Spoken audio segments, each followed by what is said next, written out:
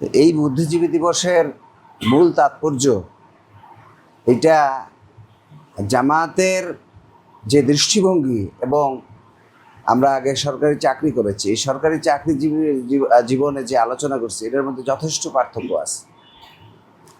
এই তথ্যটা আজকেও, এই বুদ্ধিজীবী হত্যার রহস্য আজকে উদ্ঘাটিত হয়নি যথাযথভাবে। শহীদ বুদ্ধিজীবী দিবস যে দিবসটা উদযাপিত হয়ে থাকে সরকারি সকল শিক্ষা প্রতিষ্ঠানগুলোতে পালিত হয়ে থাকে। মূলত শিক্ষা প্রতিষ্ঠান কেন্দ্রিক এই দিবসটা জোরালোভাবে পালিত হয়ে থাকে, যেহেতু সেই সময় শিক্ষক, চিকিৎসক, প্রকৌশলী, আইনজীবী, সাংবাদিক যাদেরকে হত্যা করা হয়েছিল তাদেরকে বুদ্ধিজীবী হিসাবে দেখানো হয়েছে। সেই কারণে শিক্ষা প্রতিষ্ঠানগুলোতে এই দিবসটা গুরুত্বের সাথে পালন করার জন্য নির্দেশনা ইতিপূর্বে আওয়ামী লীগ সরকারও দিয়েছে। আওয়ামী লীগ সরকারের পরপর আজকেও দেখলাম শিক্ষা প্রতিষ্ঠানগুলোতে গুরুত্বের সাথে এই দিবসটা পালন করা হচ্ছে। 16ই ডিসেম্বর আমাদের বিজয় অর্জিত হয়েছে, আমরা জানি। এই 16ই ডিসেম্বর এই বিজয় মাত্র 2 দিন আগে বলা হয়ে থাকে এইভাবে যে বিজয়ের উষালগ্নে এই দেশের যারা সূর্য সন্তান, যারা মেধাবী, বিভিন্ন জায়গায় যারা শিক্ষা প্রতিষ্ঠান থেকে শুরু করে যে সমস্ত জায়গায় হিসাবে এই সকল ব্যক্তিবর্গকে হত্যা করা হয়েছিল।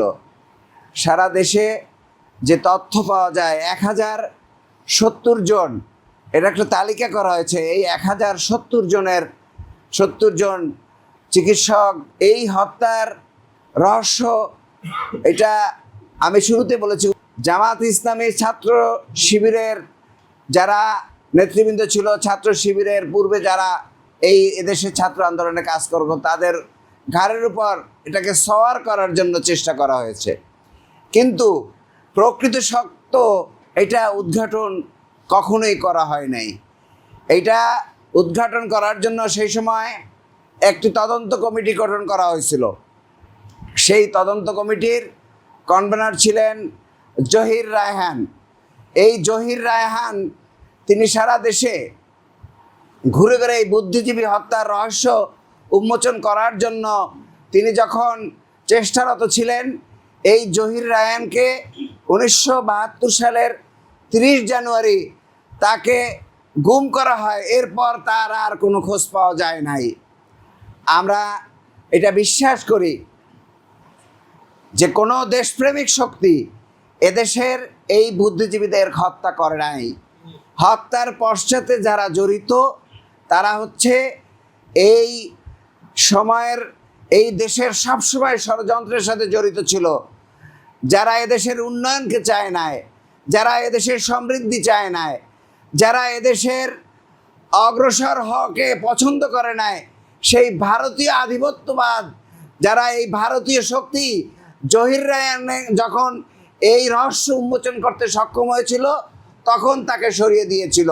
অথচ তার ভাই মুনির চৌধুরী কিন্তু সেদিন সেই বিশ্ববিদ্যালয়ের অধ্যাপকে তাকে হত্যা করা হয়েছিল।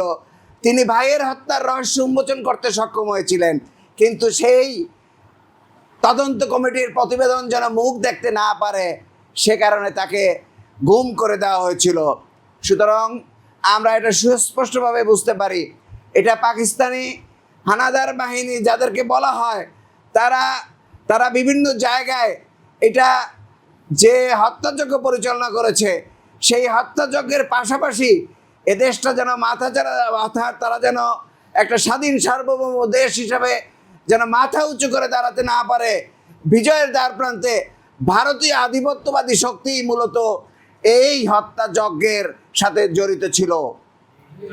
যে কারণে এই রহস্য উন্মোচন করার সুযোগ হওয়ার পর করেছে, তাদের যে প্রকাশনা উৎসব হয়েছে, সেই প্রকাশনার গ্রন্থ যেটা বের হয়েছে আপনারা দেখেছেন, সেই প্রকাশনা গ্রন্থ উৎসবে বলা হয়েছে যে এদেশের স্বাধীনতার কোনো স্পষ্ট দলিল কিন্তু আমরা হাতে পাই নাই। 30 লক্ষ শহীদের কথা বলা হয়েছে। এই যে সংখ্যা, এই যে এরপরে নারী নির্যাতনের কথা বলা হয়েছে, এই সকল এই ঘটনাগুলোর কোনো সাক্ষ্য প্রমাণ, স্পষ্ট সাক্ষ্য প্রমাণ এইটা কিন্তু কোথাও উল্লেখ করে নাই।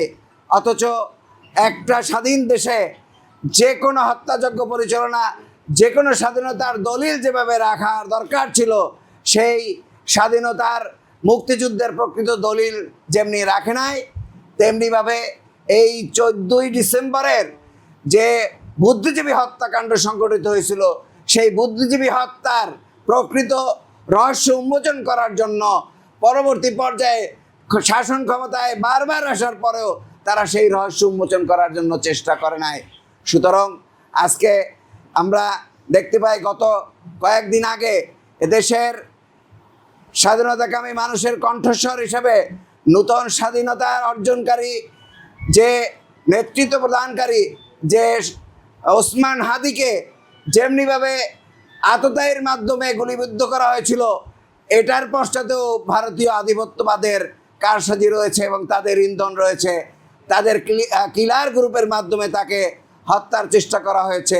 ওই একই সূত্রে যেমনিভাবে বুদ্ধিজীবী হত্যা করা হয়েছিল, ঠিক তেমনিভাবে এই স্বাধীনতাকামী নেতৃত্ব দানকারী ব্যক্তিদেরকেও হত্যার মাধ্যমে এদেশকে এই ভারতীয় যে বিরোধিতা, ভারতীয় আধিপত্যের বিরুদ্ধে বলিষ্ঠ নেতৃত্ব যেন প্রতিষ্ঠিত না হতে পারে, সেই চেষ্টা এখানে করা হয়েছে।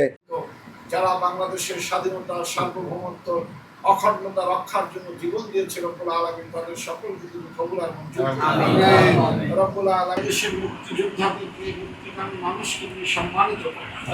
রব্বুল আলামিন ৭১-এর চেতনা ধরে ফ্যাসিবাদ বিরোধী আন্দোলনের ২৪-এ যে সমস্ত ভাই বা সবার রক্তের বিনিময়ে বাংলাদেশকে ফ্যাসিবাদ মুক্ত রাখার আমাদের তৌফিক দান করুন। যে কোনো ফ্যাসিবাদকে লড়িয়ে দেওয়ার জন্য, হটিয়ে দেওয়ার জন্য আমরা যাতে করে জীবনকে নিয়ে সামনে এগিয়ে যেতে পারি, সেই তৌফিক দান করুন। আমাদের ছোট ভাই শরীফ ওসমান হাদি, রব্বুল আলামিন কিভাবে নৃশংসভাবে তার উপরে গুলি করা হয়েছে তুমি দেখেছো।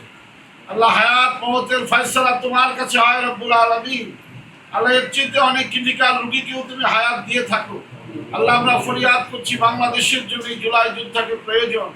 রব্বুল আলামিন তাকে সুস্থতার নিয়ামত দিয়ে আমাদের মাঝে ফিরে আসা করুন। আয় আল্লাহ, তার তুমি হায়াতে তৈয়বা বৃদ্ধি করে দাও। আমাদের আজেলাতা আল্লাহ, বাংলাদেশের দেশনেত্রী যাকে কেন্দ্র করে আমরা ঐক্যবদ্ধভাবে ফ্যাসিবাদের বিরুদ্ধে একসময় আন্দোলন করেছি, রব্বুল আলামিন বেগম খালেদা জিয়া অসুস্থ, আল্লাহ তাকে সুস্থতার নিয়ামত দান করুন। আল্লাহ, বাংলাদেশের রাজনৈতিক নেতৃবৃন্দের মধ্যে ঐক্যবদ্ধভাবে কাজ করার মানসিকতা তৈরি করে দাও। দেশের প্রয়োজনে, জাতির প্রয়োজনে, স্বাধীনতার প্রয়োজনে, এই ভূমির অখণ্ডতার প্রয়োজনে রব্বুল আলামিন সকল বুদ্ধিজীবী, রাজনীতি, আলেম, ওলামা, শ্রমিক জনতা সবাইকে ঐক্যবদ্ধ থাকার তৌফিক দান করুন। আমাদের ফরিয়াদকে কবুল করে নাও। তাকাব্বাল মিন্না ইন্নাকা আনতাস সামিউল আলিম ওয়া তুব আলাইনা ইয়া মাওলানা ইন্নাকা আনতাত তাওয়াবুর রহিম ওয়ারহামনা মা'হুম বিরহমাতিকা ইয়া